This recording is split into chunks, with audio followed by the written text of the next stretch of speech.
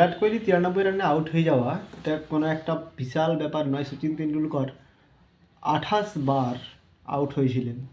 28 বার মধ্যে তিনি 18বার ওডিআইয়ে আউট হয়েছিলেন এবং 2007 সালে 3বার 99 রানে আউট হয়েছিলেন। কুমার সাঙ্গাকারা 17বার আউট হয়েছিলেন। মহেলা জয়বর্ধনা, রিকি পন্টিং এরাও আউট হয়েছিলেন। তার তুলনায় 90 to 99 মধ্যে স্ট্রং কোনো ব্যাটসম্যান হলে বিরাট কোহলি, যে 6 থেকে 8বার আউট হয়েছেন।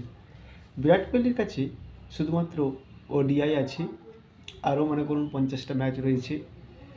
তো বিরাট কোহলির কাছে একটা বিরাট চ্যালেঞ্জেসও রয়েছে। হয়তো সে রানে পারবে না সচিন তেন্ডুলকরের সাথে, কিন্তু ওডিআই সেঞ্চুরি যদি করতে পারে তো 100 সেঞ্চুরি করা সম্ভব হয়ে উঠবে।